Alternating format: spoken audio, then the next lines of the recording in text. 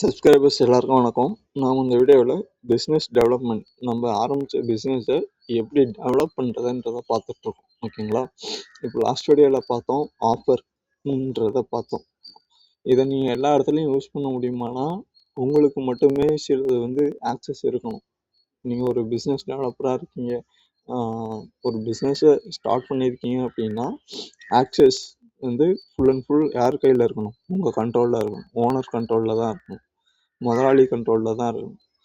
ஏன்னா அங்கே எல்லாரையும் உள்ளே விட்டிங்கன்னா என்ன ஆகும்னா, ஒரு ஒரு நல்ல ஒரு சமையல் ஆக்சுவலாக ஓகேவா, பிரியாணி மேக் பண்ண போனீங்க, அங்கே எல்லாரையும் விட்டிங்கன்னா அதுக்கான பிரியாணி மேக் பண்ணுறதுல நீங்கள் தான் ஸ்பெஷலிஸ்ட். ஓகேவா, ரொம்ப கை தேர்ந்தவர்.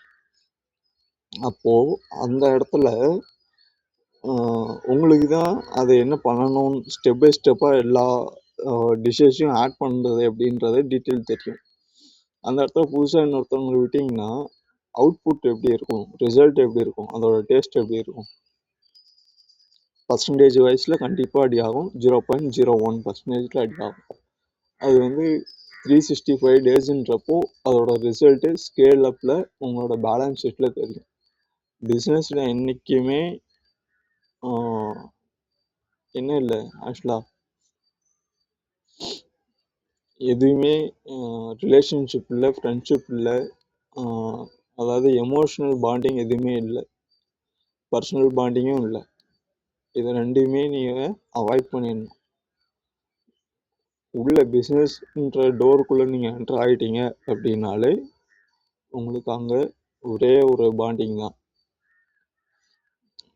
Seller pier.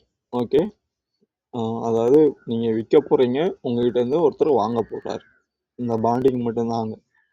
மற்ற எல்லாத்தையுமே என்ன பண்ணிடணும், நீங்கள் அங்கே அவாய்ட் பண்ணிடணும். எதுவாக இருந்தாலும் வெளியே வச்சுக்கணும், பிஸ்னஸ்க்கு வெளியே வச்சுக்கணும். உள்ளே வச்சுக்கிட்டீங்க அப்படின்னா இன்ஃப்ளூஷன் கண்டிப்பாக அடியாகும். அது ஃபேமிலியாக இருந்தாலும் சரி, அம்மாவாக இருந்தாலும் சரி, அப்பாவாக இருந்தாலும் சரி, யாராக இருந்தாலும் சரி. ஸோ இந்த ஸ்கேலுக்குள்ளே நீங்கள் குழப்பிக்காமல் கிளியராக இருக்கணும். இங்கே முக்கியமாக நான் ரிப்பீட் பண்ணுறேன், இந்த இடத்துல நீங்கள் செல்லர், நீங்கள் ஒரு பொருளை விற்க போகிறீங்க, ஒருத்தர் வாங்க போகிறாங்க, இந்த ரெண்டு தான் இருக்கணும் அங்கே. இதுக்கு மேலே எதுவுமே இருக்கக்கூடாது. வித்தவுட் சம்திங், இன்னொரு வேர்டு கூட சொல்லித்தரேன், இஎம்ஐ. ஓகேவா, இதை அவாய்ட் பண்ணுறதுனா கூட பண்ணிக்கலாம்.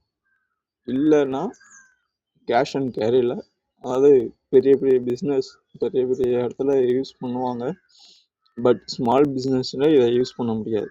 ஓகேவா, அடுத்த வீடியோவில் பார்ப்போம். நன்றி, வணக்கம்.